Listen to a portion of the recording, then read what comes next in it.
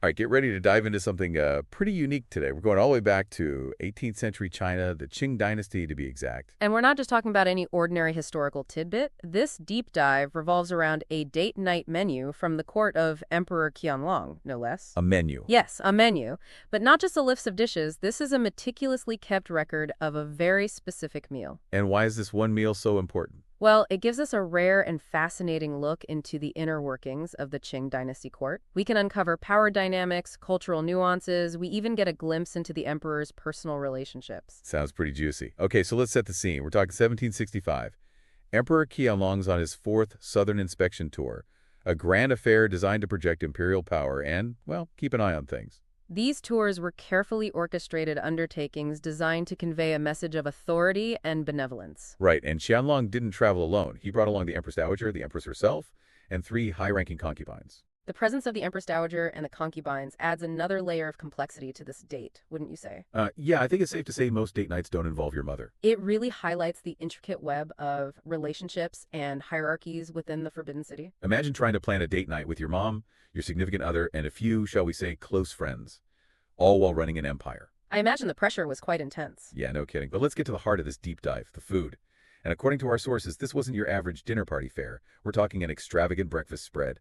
Hot pot with duck, smoked meat, and poached tofu. Shredded fat chicken with bird's nest. It goes on and on. The variety and abundance are truly remarkable, and they were very intentional. These weren't just meals, they were carefully constructed performances, a way for the emperor to display his wealth, power, and refined taste. Think of it like a modern-day state dinner, but with even more pomp and circumstance. Okay, but here's where things get really interesting. After the emperor finished his meal, he would bestow dishes upon his companion. Oh, yes. Now, I don't know about you, but getting leftovers from a date isn't exactly the most romantic gesture in the modern world. You raise a valid point. But in the context of the Qing Dynasty court, this act was incredibly significant. It was a way for the emperor to demonstrate his favor and affection. So kind of like a highly codified love language expressed through meticulously prepared dishes. Exactly, and the historical records carefully note who received which dish.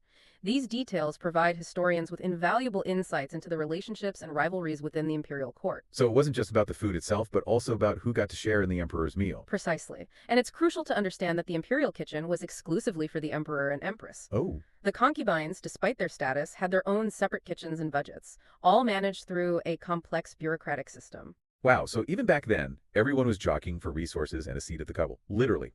The more things change, the more they stay the same. Whether you're navigating a modern office or the imperial court, everyone wants a piece of that crispy chicken presented by Gao Hengjian. Whoever that Gao Hengjian was, they must have really known how to impress the emperor. Indeed. And speaking of timing, we should clarify that breakfast and dinner back then weren't quite what we envision today. These were formal meals, with breakfast served around 6:30 a.m. and dinner around 12:30 p.m. Whoa, so the emperor was an early bird, huh? But if those were the official meal times, did he really have to wait until almost 1:0 p.m. for his next meal? You bring up a good point. While those were the designated meal times, the emperor's schedule was demanding. He had to be flexible. Right. The sources suggest he often had light snacks throughout the day, especially after court matters or before other activities. Okay, so snacks. And let's not forget the evening rewards. A late night treat if his imperial duties stretched into the evening hours. Okay, so maybe the emperor wasn't so different from us after all. Deadlines, meetings, trying to squeeze in a meal somewhere in between. The imperial struggle is real. But I have to ask, what about all those incredible dishes we talked about earlier? The hot pot, the crispy chicken, the endless pastries. Did he really eat all that himself? That's another fascinating aspect of imperial dining. While the abundance was a display of wealth and power, the emperor didn't consume every dish himself. Oh, so he had a team of imperial taste testers. Not quite. Remember the bestowing dishes practice? This is where it comes into play again. The emperor would distribute portions of his meal to favored individuals, including the empress and high-ranking concubines. Ah, so it's like the ultimate power move. Not only do you get this extravagant spread, but you also get to decide who shares in your bounty. Precisely. It's a fascinating blend of personal preference and political strategy. The sources even mention Emperor Qianlong, considering the individual tastes of his companions when bestowing dishes. He was known to always include braised pig's trotters when dining with his mother, as it was her favorite dish. Oh, that's kind of sweet. He also catered to the dietary preferences of his concubines, like Concubine Rong, who received mutton dishes in accordance with her Hui heritage. So even amidst all this imperial grandeur, there's a sense of thoughtfulness and consideration. It's a reminder that even emperors, with all their power and responsibilities, are human. But let's talk about Empress Milan. The sources mention a sudden change in her treatment. The emperor stopped bestowing dishes upon her, and she was eventually dismissed from the court. What happened there? This is where those meticulously kept food records become truly invaluable. They offer clues to a story that might otherwise remain hidden. While the reasons for this change aren't explicitly stated, the emperor's actions speak volumes. It's almost Shakespearean how a simple act of sharing food can reveal dramatic shifts in power. Wow, it's like a historical soap opera. Food as dialogue, the emperor's choices as plot twists. So just by looking to what was eaten or not eaten, we can see these major power shifts and changing relationships. Food really is a powerful tool, even in the hands of an emperor. But what's even more intriguing is that this story of Empress Nalan seems to connect to a broader theme in these records: equal distribution of favor. Emperor Qianlong was very deliberate in choosing dishes based on his companions' preferences, ensuring that everyone felt valued. That's a very astute observation. And this concept of equal distribution of favor wasn't just about keeping everyone happy at the dinner table. It reflected Qianlong's approach to governance. He was known for his careful diplomacy and his ability to balance the interests of different factions within the court. But wouldn't this practice of equal distribution of favor also create competition and tension among the concubines? After all, they were all vying for the emperor's attention and affection. That's an excellent question, and one that historians continue to debate. Some argue that this balancing act was essential for maintaining harmony within the harem and the stability of the empire. Others suggest it was a calculated strategy to prevent any one individual from gaining too much power. So it's like a delicate dance, with the emperor carefully orchestrating every move to maintain power and control. Precisely. And these food records offer us a unique window into this intricate dance. They reveal the subtle nuances of power, relationships, and even the personal preferences of one of history's most powerful rulers.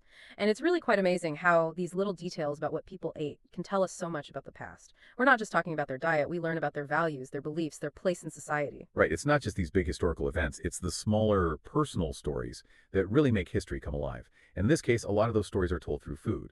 But let's go back to those formal meals, breakfast and dinner. We talked about how they were scheduled differently than we might expect today. Yes, breakfast around 6:30 a.m., dinner at 12:30 p.m., a far cry from our modern concept of brunch.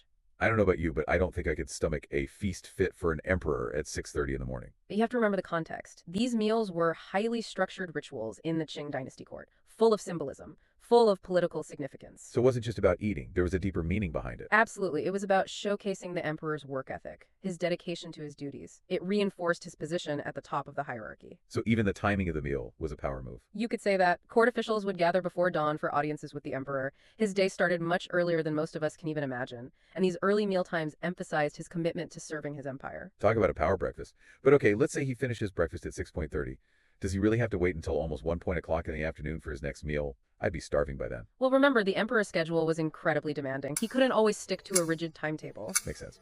And the historical records tell us he often had light snacks throughout the day, especially after dealing with court matters, or before starting other activities. So even emperors need to snack. Exactly. And these snacks weren't just to curb hunger, they were also a way for the emperor to connect with his companions, another opportunity to show his favor. Speaking of snacks, what about those evening rewards you mentioned earlier? Were those like a late night treat? You could think of it that way. If his duties ran late into the evening, he'd enjoy a little something special. It's a reminder that even emperors needed a little indulgence after a long day of ruling an empire. Okay, that makes sense. But I still have a question about all those amazing dishes, all those different meats and pastries.